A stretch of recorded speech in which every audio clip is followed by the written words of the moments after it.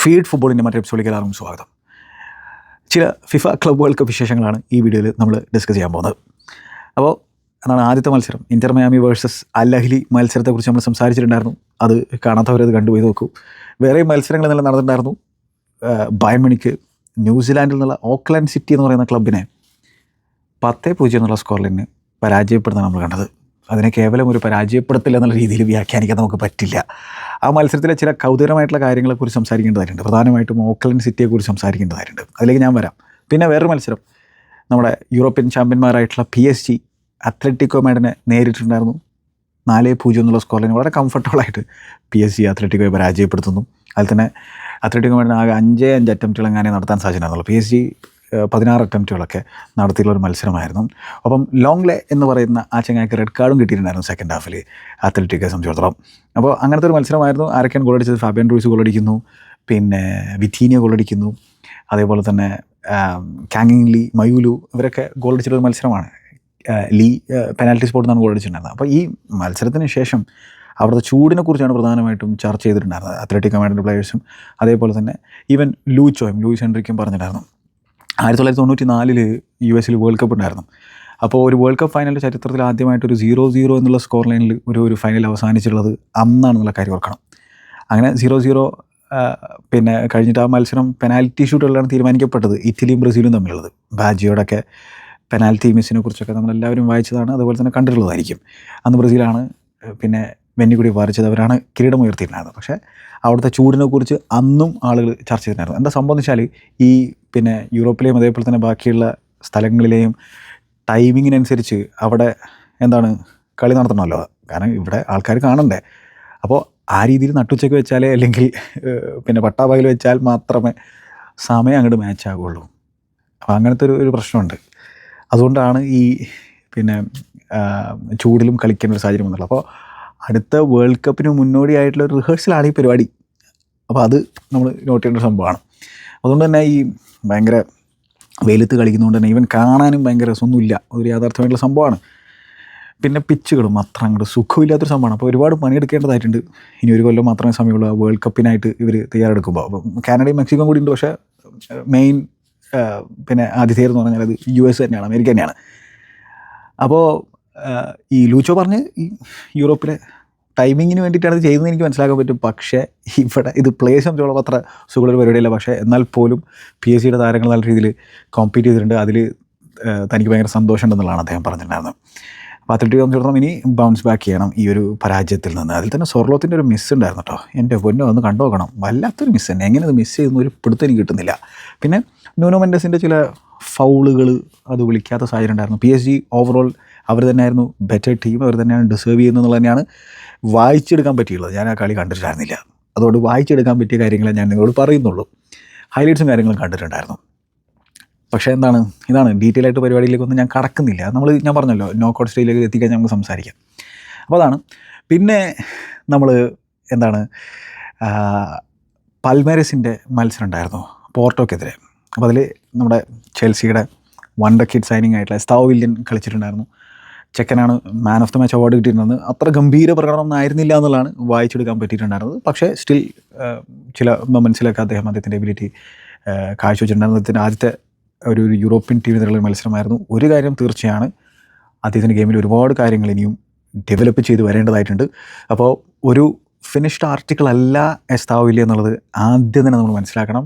അദ്ദേഹത്തിന് പുതിയൊരു രാജ്യത്തേക്ക് വന്നിട്ട് പുതിയൊരു ക്ലബ്ബിൽ കളിക്കുമ്പോൾ അവിടെ സെറ്റിൽ ചെയ്യാൻ ടൈം കൊടുക്കേണ്ടി വരും എന്നുള്ളതാണ് ആദ്യം തന്നെ മനസ്സിലാക്കേണ്ട ഒരു സംഭവം. ശരിയാണ്, ബാക്കിയുള്ള പിന്നെ ക്ലബ്ബുകളുടെ ഫാൻസൊക്കെ ഒരു പക്ഷേ ട്രോൾ ചെയ്യാനൊക്കെ റെഡി ആയിട്ടിരിക്കുകയായിരിക്കും. അത് ഫുട്ബോളിൽ സ്വാഭാവികമായിട്ടൊരു കാര്യമാണ്. പക്ഷേ പേഷ്യൻസ് വേണ്ടി വരും. ആൾ കുറച്ചുകൂടെ ഫിസിക്കലിയും ഇമ്പ്രൂവ് ആകാനുണ്ട് എന്നുള്ളതാണ് എനിക്ക് തോന്നുന്നത്, ഞാൻ അദ്ദേഹത്തിൻ്റെ ക്ലിപ്സുകളും കാര്യങ്ങളൊക്കെ കാണുമ്പോൾ. പക്ഷേ ടാലൻ്റ് അവിടെ ഉണ്ട്. ആ ടാലൻറ്റ് തന്നെയാണ് ചെൽസി പൈസ കൊടുത്തിട്ടുള്ളത്. ഇനി ഇവിടെ വന്ന് ഡെവലപ്പ് ചെയ്യാൻ സമയം കിട്ടുമോ, ഡെവലപ്പ് ചെയ്യാൻ അദ്ദേഹത്തിന് ആ ഒരു ആ ഒരു ഇച്ഛാശക്തിയും കാര്യങ്ങളൊക്കെ ഉണ്ടാകുമോ ഇല്ല എന്നൊക്കെ കണ്ടിരേണ്ട ഒരു കാര്യമാണ്. കാരണം എളുപ്പമല്ല അങ്ങനത്തെ ഒരു സംഭവം. അപ്പോൾ എന്തായാലും പൊട്ടൻഷ്യൽ ഉണ്ട്. ബാക്കി നമുക്ക് വരുന്നിടത്ത് വെച്ച് കാണാം. മത്സരം 0-0 എന്നുള്ള സ്കോറിലാണ് അവസാനിച്ചത്. അപ്പോൾ അതുകൊണ്ട് ഇന്റർ മയാമിയുടെ ഗ്രൂപ്പിലുള്ള ക്ലബ്ബുകളാണ് പൽമേരസ് ആണെങ്കിലും പോർട്ടോ ആണെങ്കിലും. അപ്പോൾ അവിടെ എല്ലാവരും സമനിലയിൽ പിരിച്ച ചിത്രമാണ് നമ്മൾ കണ്ടത് ആദ്യത്തെ റൗണ്ട് കഴിഞ്ഞപ്പോൾ. പിന്നെ ഇപ്പോൾ ബൊട്ടഫോഗോയുടെ മത്സരം കഴിഞ്ഞിട്ടുണ്ടായിരുന്നു. സിയാറ്റിൽ സൗണ്ടേഴ്സിനെ അവർ പരാജയപ്പെടുത്തി 2-1 എന്നുള്ള സ്കോർ ലൈന്. ബ്രസീലിയൻ ക്ലബ്ബാണ്. നമ്മളിനി തിരിച്ച് ഈ ബയൺ മ്യൂണിക്കിൻ്റെ മത്സരത്തിലേക്ക് വന്നു കഴിഞ്ഞാൽ, ബയണിൻ്റെ മത്സരം നടന്നതാണ് ഓക്ലൻഡ് സിറ്റിക്കെതിരെയാണ്. അപ്പോൾ ഈ ഓക്ലൻഡിൽ തന്നെ, ന്യൂസിലാൻഡിൽ തന്നെ ഓക്ലൻഡ് FC എന്ന് പറയുന്ന മറ്റൊരു ക്ലബ്ബുണ്ട്. അപ്പോൾ ഇത് രണ്ട് ക്ലബ്ബുകളാണ്. ഈ ഓക്ലൻഡ് FC കുറച്ചുകൂടെ ഒരു പ്രൊഫഷണൽ ക്ലബ്ബാണ്. അവർ ഓസ്ട്രേലിയയിലെ A ലീഗിലേക്കാണ് ഫുട്ബോൾ കളിച്ചുകൊണ്ടിരിക്കുന്നത്. അവിടെ ഒരു ബെറ്റർ പരിപാടികളും ബെറ്റർ ഫെസിലിറ്റീസും ഒരു പ്രോപ്പർ ഫുട്ബോൾ ക്ലബ്ബ് എങ്ങനെയാണോ നടത്തിക്കൊണ്ട് പോകേണ്ടത് അതൊക്കെ കൃത്യമായിട്ട് അറിയുന്ന ആളുകളാണ് അവർ. പക്ഷേ അവർക്ക് ഈ ക്ലബ് വേൾഡ് കപ്പിലേക്കൊന്നും യോഗ്യത നേടാൻ പറ്റില്ല. കാരണം വെച്ചാൽ അവർ ഓസ്ട്രേലിയൻ ലീഗിലാണ് കളിക്കുന്നത്.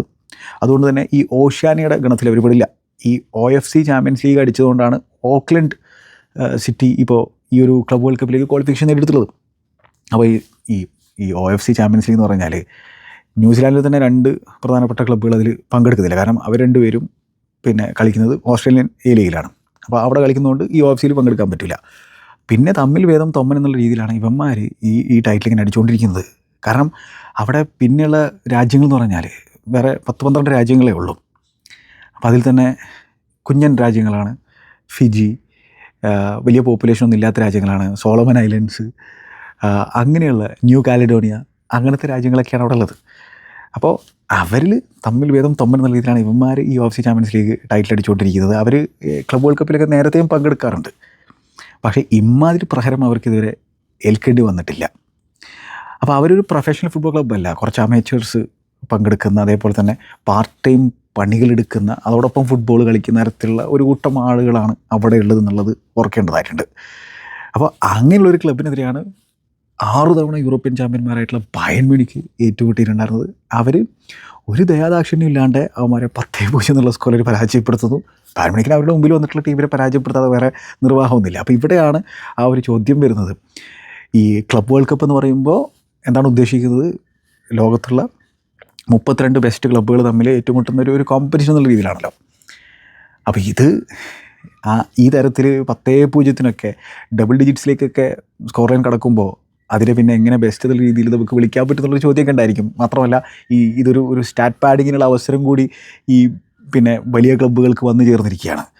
ഇവിടെ ഓക്ലൻഡ് സിറ്റി സംബന്ധിച്ചിടത്തോളം അവർക്ക് നല്ല രീതിയിലുള്ള പൈസയും കാര്യങ്ങളും കിട്ടും തോറ്റു കഴിഞ്ഞാൽ പോലും. കാരണം ഗ്രൂപ്പ് സ്റ്റേജിൽ പങ്കെടുത്താൽ തന്നെ മോശമില്ലാത്ത രീതിയിലൊരു തുകയുമായിട്ട് തിരിച്ച് നാട്ടിലേക്ക് പോകാൻ പറ്റും.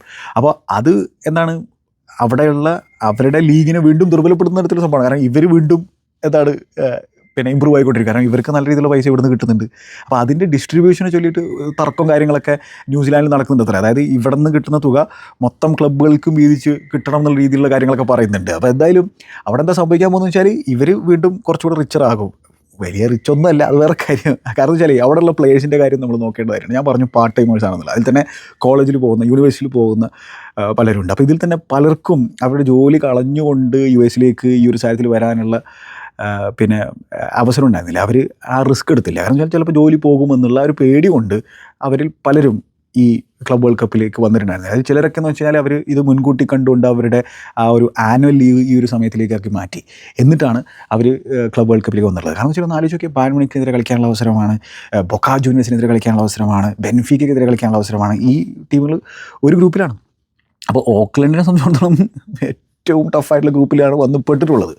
പക്ഷേ ഇതിലുള്ള പല പ്ലേയേഴ്സിൻ്റെയും സ്വപ്നമാണ് ഇങ്ങനെയുള്ള ക്ലബ്ബുകൾക്കെതിരെ കളിക്കാൻ പറ്റുകയെന്ന് പറഞ്ഞാലും. അതിൽ തന്നെ അവരുടെ കീപ്പർ ഇപ്പോൾ 10 ഗോളുകൾ വാങ്ങിയിട്ടുള്ള ആ ചങ്ങായി ഉണ്ടല്ലോ, ആളുടെ പേര് കോണർ ട്രേസി എന്നുള്ളതാണ്.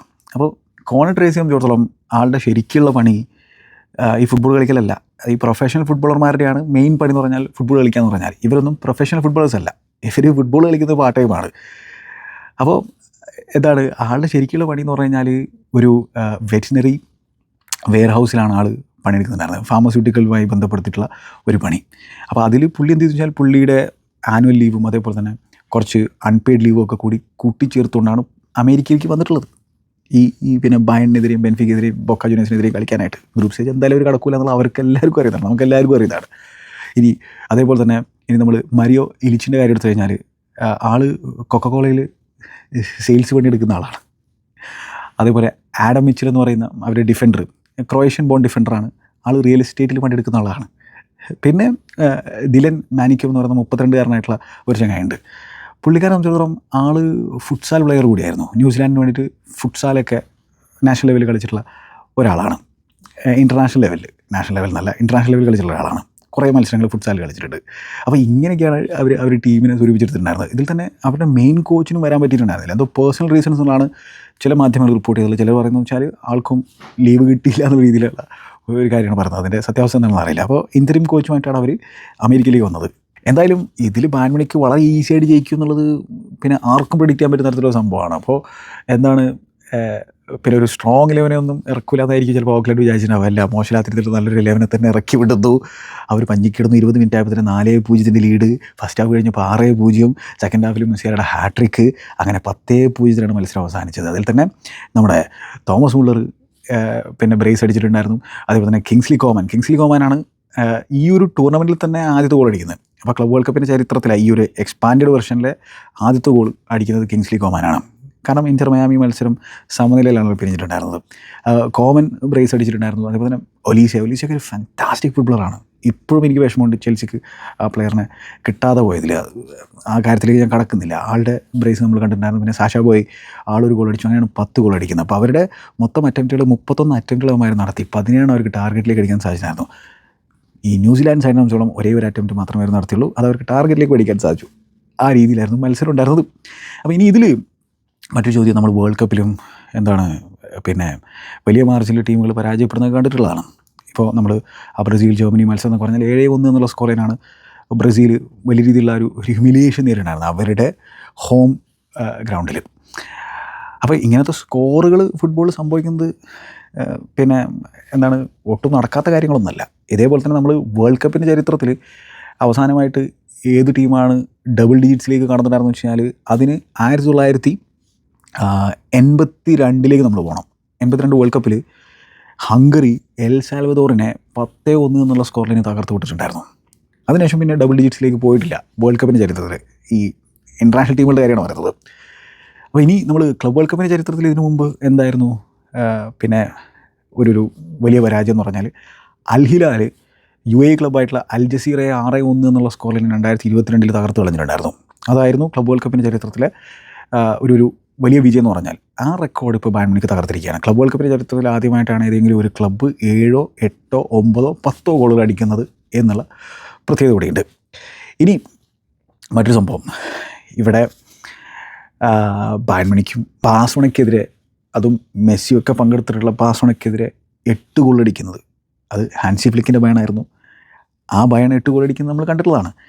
ഇവിടെ നമ്മൾ എന്താണ് വ്യത്യസ്തമായിട്ട് തോന്നുന്നു വെച്ചാൽ അതൊക്കെ പക്ഷേ ഒരു അനോമലിയാണ്. അതൊക്കെ സാധാരണ സംഭവിക്കാത്ത തരത്തിലൊരു കാര്യമാണ്. പക്ഷേ അത് അന്ന് സംഭവിച്ചു. ഇവിടെ ഈ റിസൾട്ട് നമുക്ക് പ്രതീക്ഷിക്കാൻ പറ്റുന്ന തരത്തിലുള്ള സംഭവമാണ്. കാരണം ആ OFC റീജിയനിലുള്ള ഒരു ക്ലബിനെ 6 തവണ യൂറോപ്യൻ ചാമ്പ്യന്മാരായിട്ടുള്ള ബായൺ മ്യൂണിക്ക് എങ്ങനെയായിരിക്കും തകർത്ത് തരിപ്പണാക്കുക എന്നുള്ളത് ഈസി ഗസ് ചെയ്യാൻ പറ്റുന്ന സംഭവമാണ്. അപ്പോൾ ഇവിടെയാണ് ഈ ടൂർണമെൻറ്റിൻ്റെ ആ ഒരു മാറ്റ് കുറയുന്നത്. അപ്പോൾ ഇത്തരത്തിലുള്ള മത്സരങ്ങൾ എങ്ങനെ അവോയ്ഡ് ചെയ്യണം എന്നുള്ളതായിരിക്കും ചോദ്യം ഉണ്ടായിരിക്കും. ഇവിടെ ഞാൻ പറഞ്ഞല്ലോ, ഈ പിന്നെ അമേച്വർ ഫുട്ബോളേഴ്സിനെ സംബന്ധിച്ചിടത്തോളം ഇതൊരു സ്വപ്നമായിരുന്നു. ഓക്ലാൻഡ് സിറ്റിയെ സംബന്ധിച്ചിടത്തോളം ഇതൊരു ഒരു ഡ്രീം സംഭവമാണ്. എന്നാലും 10-0 തോൽക്കുമ്പോൾ അതൊരു ഹ്യൂമിലിയേഷൻ തന്നെയാണ്. അപ്പോൾ ഇൻഫാന്റിനോയെ സംബന്ധിച്ചോളം ഈ ടൂർണമെൻറ്റ് വരുമ്പോൾ OFCയിൽ നിന്നുള്ള ചാമ്പ്യന്മാരെ പങ്കെടുപ്പിക്കണം എന്നുള്ളത് അദ്ദേഹത്തിന് നിർബന്ധമായിരുന്നു. കാരണം ആ രീതിയിലാണല്ലോ ക്ലബ് വേൾഡ് കപ്പ് എന്നുള്ള ഒരു സംഭവം വരുന്നത്. ഇവർ മുൻകാലങ്ങളിൽ ക്ലബ് വേൾഡ് കപ്പിൽ പങ്കെടുത്തിട്ടുണ്ട്. അവർ മോശമില്ലാത്ത രീതിയിലുള്ള പ്രകടനം കാഴ്ചവെച്ചിട്ടുണ്ടായിരുന്നു. ഒരു തവണ 2014 ഇവരെ സംബന്ധിച്ചോളം ഇവർ 3ാം സ്ഥാനം കരസ്ഥമാക്കിയിട്ടുണ്ടായിരുന്നു. അതായത് അവർ ക്രൂസ് അസൂൽ എന്ന് പറയുന്ന മെക്സിക്കൻ സൈഡിനെ പെനാൽറ്റിയിൽ പരാജയപ്പെടുത്തിക്കൊണ്ട് 3ാം സ്ഥാനമൊക്കെ അവർക്ക് നേടാൻ സാധിച്ചിട്ടുണ്ടായിരുന്നു. അന്ന് നല്ല രീതിയിൽ അവർ കോമ്പീറ്റ് ചെയ്തിട്ടുണ്ടായിരുന്നു. അപ്പോൾ ആ രീതിയിൽ പിന്നെ ക്ലബ് വേൾഡ് കപ്പിൽ എത്ര തവണ അവർ 13 തവണ ക്വാളിഫൈ ചെയ്തിട്ട് 12 തവണ കളിച്ചിട്ടുണ്ട്. ഒരു തവണ കൊറോണ ആയതുകൊണ്ട് അവർക്ക് ട്രാവൽ ചെയ്യാൻ പറ്റാതിരുന്നതാണ്. 12 തവണ ഏറ്റുമുട്ടിയുള്ളൊരു ക്ലബ്ബാണ്. പക്ഷേ ഇവിടെ ഈ പറഞ്ഞ പോലെ എന്താണ് അവർ മിക്കവാറും ഈ ക്ലബ് വേൾഡ് കപ്പ് സ്റ്റേജിൽ യൂറോപ്യൻ ക്ലബ്ബുകളുമായിട്ട് ഏറ്റുമുട്ടാറില്ല. കാരണം നമുക്കറിയാം ക്ലബ് വേൾഡ് കപ്പിൻ്റെ പഴയ ഫോർമാറ്റിൽ പിന്നെ യൂറോപ്യൻ ക്ലബ്ബുകളും കോൺമബോയിൽ നിന്നുള്ള കോപ്പ ലിബർട്ടഡോറസ് ചാമ്പ്യന്മാരും നേരെ സെമി ഫൈനലിലേക്കാണ് പോവുക.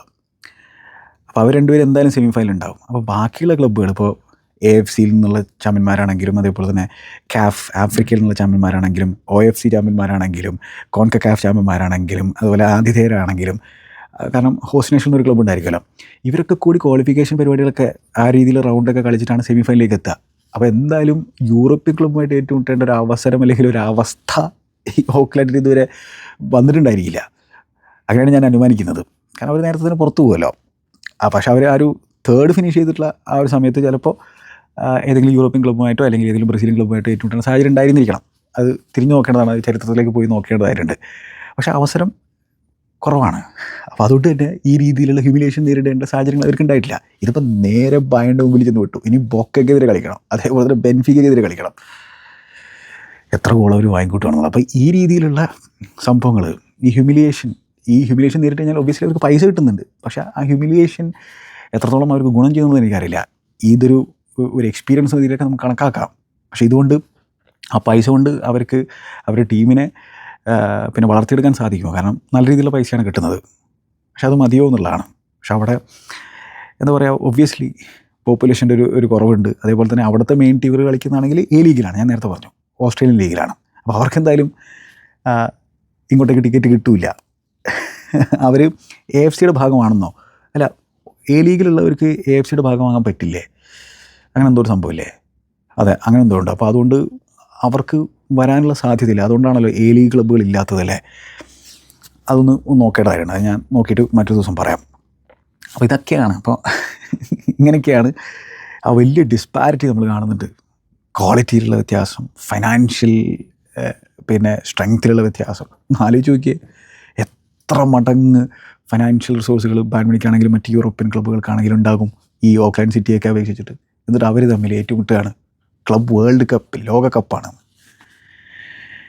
ഞാനിതിനെ കുറച്ച് കാണാൻ ശ്രമിക്കില്ല. പക്ഷേ അത് ആ ഒരു എൻ്റർടൈൻമെൻറ്റ് ഫാക്ടർ പോകും, ആൾക്കാരുടെ താല്പര്യം പോകും. ഒബ്വിയസ്ലി ഇതിൻ്റെ താല്പര്യം കൂടുതൽ വരിക ആ ഒരു നോക്കൗട്ട് സ്റ്റേജിലേക്ക് എത്തിയാലെന്നുള്ളതാണ്. പിന്നെ ഒരു മൊത്തത്തിലൊരു പ്രീ സീസൺ ടൂർണമെൻറ്റിൻ്റെ ഒരു മണവും ഒരു രൂപവുമാണ് ഈ ടൂർണമെൻറ്റിന് സോഫാർ ഉണ്ടായിട്ടുള്ളത്. ഇനിയിപ്പോൾ റയൽ മാഡ്രിഡും അങ്ങനെ ക്ലബ്ബുകളൊക്കെ കളിക്കുമ്പോഴൊക്കെ ആയിരിക്കും ചിലപ്പോൾ നമുക്ക് ആ ഒരു എന്താ പറയുക വൈബ് കിട്ടുമായിരിക്കുക. പക്ഷേ സ്റ്റിൽ എന്താണ്, പ്ലേയേഴ്സൊക്കെ കുറച്ചുകൂടെ സേഫായിട്ട് കളിക്കാനും, കാരണം ഒരു ഇൻറ്റൻസ് ആയിട്ടുള്ള സീസൺ കഴിഞ്ഞിട്ടാണ് അവർ ഈ ഒരു ടൂർണമെൻറ്റ് കളിക്കാൻ വരുന്നത്. അപ്പോൾ അതിൻ്റേതായിട്ടുള്ള പ്രശ്നങ്ങൾ നമ്മൾ കാണും. അത് സ്വാഭാവികമുള്ളൊരു കാര്യമാണ്. ഇതോടൊപ്പം അന്യായ ചൂട്, കാരണം വെച്ചാൽ ഈ ടൈമിങ്ങിന് വേണ്ടിയിട്ട് ഉച്ചയ്ക്ക് കളിക്കണം. ഒപ്പം എന്താണ്, ഇഞ്ചുറി പറ്റാതിരിക്കാനുള്ള ഒരു ചിന്ത കൂടി ഉണ്ടാവുമായിരിക്കും. ശരിയാണ്, ഭയങ്കര പൈസയാണ് ഇതിൽ ക്ലബ്ബുകൾക്ക് കിട്ടാൻ പോകുന്നത്. അത് ശരിയാണ്. അതുകൊണ്ട് തന്നെയാണ് അവർ പരിപാടിക്ക് വരുന്നതും അവർ ഈ പിന്നെ പരിപാടിയിൽ പങ്കെടുക്കുന്നതും. ചിലരൊക്കെ മനസ്സോടെ ആണെങ്കിലും പൈസ കൊണ്ട് തന്നെയാണ് വരുന്നത്. അപ്പോൾ പിന്നെ ഇതൊരു എക്സ്പാൻഡ് ടൂർണമെൻ്റാണ്. അപ്പോൾ അതിലെ ആദ്യത്തെ വിജയമാകുക എന്ന് പറഞ്ഞാൽ അതിനും ഒരു പ്രസ്റ്റീജ് ഉണ്ടല്ലോ. കാരണം അതെന്നും ആളുകൾ ചിലപ്പോൾ ഓർമ്മിക്കാൻ സാധ്യതയുണ്ട്. ആരാണ് ആ പുതിയ എക്സ്പാൻഡഡ് വേർഷനിലെ വിജയി എന്ന് ചോദിച്ചു കഴിഞ്ഞാൽ അതൊക്കെ ഈവൻ പിന്നെ ക്വിസ് കോമ്പറ്റീഷനിലൊക്കെ ചോദ്യമായിട്ട് വരാനുള്ള സാധ്യതയുണ്ട്. അപ്പോൾ അതിൽ ഇടം പിടിക്കുക എന്ന് പറഞ്ഞാൽ അതും ഒരു നല്ല സംഭവം തന്നെയാണ്. അപ്പോൾ ഒബ്വിയസ്ലി ഇതിൽ എന്താണ്, കോമ്പറ്റേറ്റീവ് നേച്ചറും കാര്യങ്ങളൊന്നും ഇല്ല എന്നല്ല പറയുന്നത്, അതൊക്കെ ഉണ്ട്. പക്ഷേ ഇതിനിപ്പോൾ ഇൻട്രസ്റ്റിംഗ് ആകുക ഒബ്വിയസ്ലി ആ ഒരു പിന്നെ നോക്കൗട്ട് റൗണ്ടിൽ ആ ക്വാർട്ടർ ഫൈനലിലേക്ക് എത്തിക്കഴിഞ്ഞാലായിരിക്കും. അപ്പോഴേക്കും ഈ രീതിയിലുള്ള ഓക്ലാൻഡ് സിറ്റിയെ പോലുള്ള ക്ലബ്ബുകളൊക്കെ ടൂർണമെൻറ്റിൽ നിന്നും പോയിട്ടുണ്ടാവുമല്ലോ. എന്തായാലും അവർക്ക് ഇതൊരു എക്സ്പീരിയൻസ് ആണ്, അത്രയും പറയാൻ പറ്റുള്ളൂ. ഇതുകൊണ്ട് ഇപ്പോൾ പലരും വിചാരിക്കുന്നത് അവരുടെ ഫുട്ബോൾ ഇമ്പ്രൂവ് ആകുന്നതാണെങ്കിൽ ഇമ്പ്രൂവ് ആകട്ടെ. നമ്മൾ ഇപ്പോൾ പണ്ട് യൂറോപ്പിലെ ക്വാളിഫയർ മത്സരങ്ങളിലൊക്കെ, പണ്ടല്ല ഇപ്പോഴും, കുഞ്ഞൻ ടീമുകൾ വലിയ ടീമുകൾ പഞ്ഞിക്കിട്ടിട്ട് അവരാരും ഇമ്പ്രൂവ് ആകാൻ നമ്മൾ കണ്ടില്ല. പക്ഷേ ഈ ക്ലബ് ഫുട്ബോൾ എന്താണെന്ന് വെച്ചാൽ മറ്റ് രാജ്യങ്ങളിൽ നിന്നൊക്കെ കൊണ്ടുവരാമല്ലോ പ്ലേയേഴ്സിനെ. ആ രീതിയിൽ ഫൈനാൻഷ്യൽ സ്ട്രെങ്ത് ഉണ്ടായി കഴിഞ്ഞാൽ നല്ല പ്ലേയേഴ്സിനെ അട്രാക്ട് ചെയ്യാൻ പറ്റുമായിരിക്കും. നോക്കാം. അപ്പോൾ ഇനി ഇതൊരു പുതിയ ടൂർണമെൻറ്റാണ്. ഇതിലേക്ക് അങ്ങോട്ട് യൂസ് ടു ആകേണ്ടതായിട്ടുണ്ട്. ഇതിനെക്കുറിച്ച് ആളുകൾ കുറേ കൂടി മനസ്സിലാക്കി എടുക്കേണ്ടതായിട്ടുണ്ട്. പിന്നെ എന്താണ്, ടി വിയിൽ വലിയ തോതിൽ പിന്നെ ടെലികാസ്റ്റും കാര്യങ്ങളൊന്നുമില്ല. ഡാസൻ ആപ്പിലാണുള്ളത്. അതിൽ ഫ്രീ സ്ട്രീമിംഗ് ആണ്, ആർക്ക് വേണമെങ്കിലും ഡൗൺലോഡ് ചെയ്തിട്ട് കാണാം. ഞാനിവിടുന്ന് ആ രീതിയിലാണ് കണ്ടിട്ടുണ്ടായിരുന്നത്. ഡാസൻ എന്ന് പറയുന്ന DAZN എന്ന് പറയുന്ന ആ ഒരു ആപ്പ് ഡൗൺലോഡ് ചെയ്താൽ മതി. അപ്പോൾ എന്താണ് നിങ്ങൾക്ക് തോന്നുന്നത് ഇതിനെക്കുറിച്ച്, ഈ പഞ്ഞിക്കടലിനെ കുറിച്ച്? ബയൺ പിന്നെ അവരെ സംബന്ധിച്ചിടത്തോളം അല്ലെങ്കിൽ വേറെ ഏതെങ്കിലും യൂറോപ്യൻ രാജ്യത്തെ സംബന്ധിച്ചിടത്തോളം എന്താണ് ഇതൊക്കെ എന്ന് പറഞ്ഞാൽ സ്റ്റാറ്റ് പാഡ് ചെയ്യാനുള്ളൊരു അവസരം കൂടിയാണ്. അടിച്ചു കൂട്ടാം, ഗോളുകൾ അടിച്ചു കൂട്ടാം. കാരണം ഒഫീഷ്യൽ മത്സരമാണ്, നല്ല രീതിയിൽ ആ ഒരു ടാലി വർദ്ധിപ്പിക്കാം, അവസരമാണ്. അഭിപ്രായങ്ങൾ രേഖപ്പെടുത്തുക. Good bye.